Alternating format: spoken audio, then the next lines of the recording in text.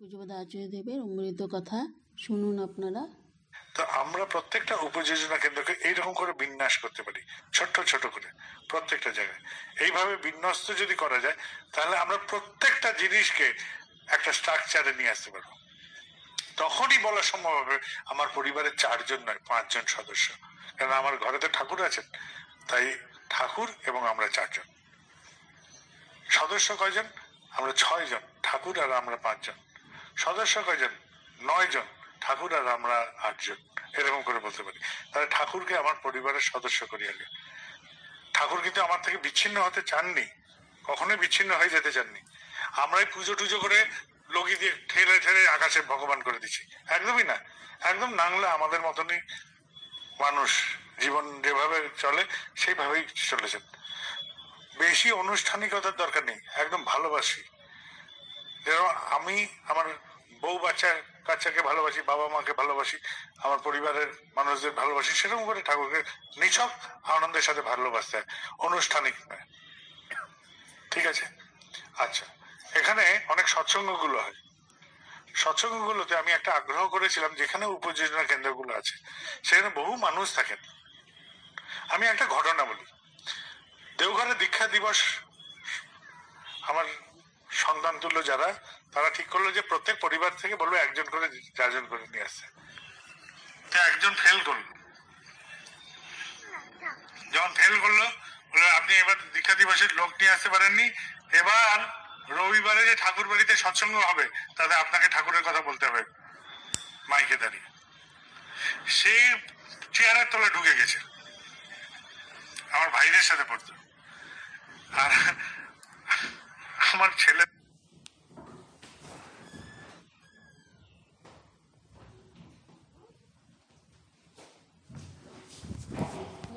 হন্যে হয়ে খুঁজছে দুধি নিয়ে, দুধি পরিয়ে তাকে মঞ্চে ওঠাবেই, সেদিন সৎসঙ্গে আপনাকে বলতেই হবে। সে তো গেল ভীষণ ঘাবড়ে। তারপরে সে চেয়ারের তলা থেকে বের করলো, বলে না পড়তেই হবে। সে তো আপনারে ধরে ধুতি পরিয়ে পাঞ্জাবি পরিয়ে একদম দাঁড় করে দিয়েছে। এবার সে তো ঠাকুরের কথা বলবে কি? বলে জয় গুরু, ঠাকুরের দয় আমরা সবাই ভালো আছি, বন্ধে এই পুরুষোত্তম। শেষ ঠাকুর। এই 1 লাইন বলতে গিয়ে তার ঘাম টাম ছুটে গেল। এই 1 লাইন বলতে গিয়ে তার ঘাম ছুটলো ঠিকই, কিন্তু কনফিডেন্স এসে গেল। পরের দীক্ষা দিবসে সে 2 জন লোককে সে নিজে যাজন করে নিয়ে এলো।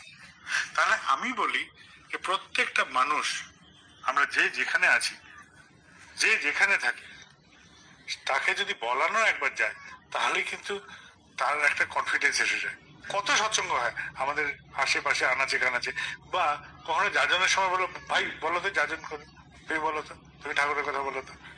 একবার বলতে দেন, একবার দাঁড়িয়ে বলুক। তা আমি একটা কেউ এটা হয়ে গেছি, আমার কথা লোকে দাঁড়িয়ে শুনছে, সাংঘাতিক কথা। এই এই ভাবটা জাগিয়ে তুলতেন ঠাকুর। ঠাকুরের চুল দাড়ি কাটতেন বিশ্বম্বর নাপিত বলে আশ্রমে সবাই যায়, বিশ্বম্বর। ঠিক আছে? তার এবং তার স্ত্রী সবসময় ঝামেলা, রোজ ঝগড়া। তার সেলুনটা ছিল ওই যে মনমোহনীধাম ঢুকতে গেলে যে পাশের যে ডান পাশের যে ঘরটা, সেখানেই তার সেলুন ছিল। সেখানে তিনি বসতেন, আর বউ আসতো, এসেই রোজ একটা কাজিয়া লাগতো। একদিন ঠাকুর বলছেন যে বিশ্বম্বর দেখতো কখন বৃষ্টি হবে। তো বিশ্বম্বরদা বেরোলেন, বেরিয়ে আকাশ টাকাশ নিরীক্ষণ করে বলছে ঠাকুর মনে হচ্ছে বিকালে হবে, বলে তো দিলেন। আর বিকেলেই পরমদয়াল ইচ্ছা করলেন যে বিশ্বম্বর বলে দিয়েছে দেখ বৃষ্টি পর, বৃষ্টিও পড়ে গেল। তারপরে ঠাকুর বলছেন বিশ্বম্বর একদম বিজ্ঞানী হয়ে গেছে, ও আকাশ টাকাশ দেখে বললো বিকেলে বৃষ্টি হবে, আর বিকেলেই বৃষ্টি হয়ে গেল। তো বিশ্বম্বরদা খুব বুক চড়া হয়ে গেছে, আরে পরম দয়াল বলে দিয়েছেন আমি বিজ্ঞানী। এবার যথারীতি তিনি বসে চুল দাড়ি কাটছেন তার সেলুনে, বউ এসছে রোজকার মতো ঝগড়া করতে, বিশ্বম্বরদা আর উত্তর দেন না। তো একজন জিজ্ঞেস করছে কি বিশ্বম্বরদা, উনি যে এত বলছেন আপনি তো আজকে দেখি নিশ্চুপ। বলে এই মূর্খ মেয়ে ছেলে কি বলবে, আমাকে ঠাকুর বলেছেন বিজ্ঞানী, ঠাকুর আমাকে বলেছেন বিজ্ঞানী, এই মূর্খের সাথে আমি কি কথা বলবো। তো একটা প্রশংসা, ঠাকুরের একটা প্রশংসা বাক্য দাম্পত্য কলহকে বন্ধ করে দিচ্ছে। আমি সেটা বলছি যে প্রত্যেকটা মানুষ ট্রান্সফর্ম হতে পারি, একটা ছোট্ট প্রশংসা, একটা ছোট্ট তুক মানুষকে ট্রান্সফর্ম করে দিতে পারে। এই ট্রান্সফরমেশনটাই দরকার একটা হিউম্যান লাইফকে, যে আমি পারি এই বোধে উপনীত করার, আমি পারি বা আমার দ্বারা হতে পারে, এই ভাবটাকে জাগিয়ে তোলে। প্রত্যেকে প্রত্যেকে প্রত্যেকের পাশে দাঁড়ান, বলেন না তুই বল, তুই পার, তুই যাজন কর, তুই ক্যাপ্টেনই কর। ক্যাপ্টেন বানান, চারপাশে প্রচুর ক্যাপ্টেন বানিয়ে দেন, কর্মীরা যারা আছেন তাদেরকে দৌড় করান, তাদেরকে ভাবতে দেন, তাদের দায়িত্ব দেন, দেখুন সব পারবে। আমি তো বলি যে যেখানে মিষ্টির সুতো ছাড়বো সেখানে মিষ্টির জাল উঠবে, এই নয় যে আমি যেখানে থাকবো সেখানে ফেললে জাল উঠবে। আমি চাই সমস্ত কেন্দ্র মন্দিরগুলোতে যে উৎসবগুলো হয় তার আগে সমস্ত উপযোজনা কেন্দ্রগুলোতে ঘুরে ঘুরে দীক্ষার কার্যক্রম হোক।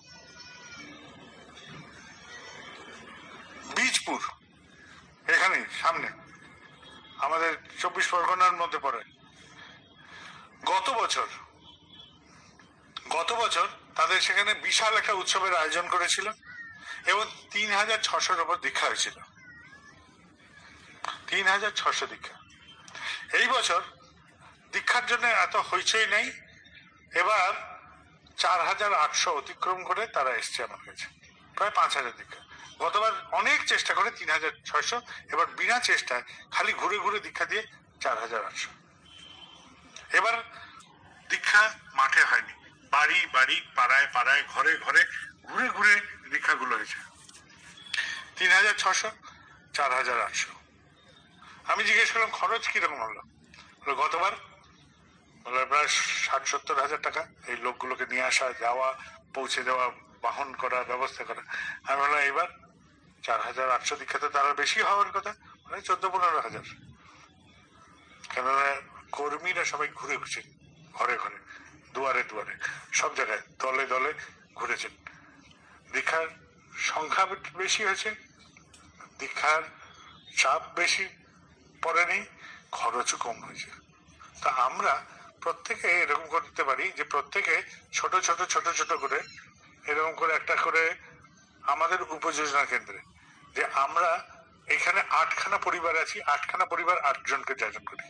আপনারা উপযোজনা কেন্দ্রের একটা রেজিস্টার রাখুন যে আমাদের পরিবার থেকে বছরে অন্তত একটা করে যাজন হয়, এটা ব্যবস্থা করুন প্রত্যেকে, যে প্রত্যেক পরিবার পিছু অন্তত একজন করে যেন যাজন করে আমরা ঠাকুরের মানুষ দীক্ষা করাতে পারি। একজন, বেশি করতে হবে না। বছরে 365 দিনে আমাদের পুরো পরিবারের তরফ থেকে একজন মানুষ আমি ঠাকুরকে দেব, এটাই করে।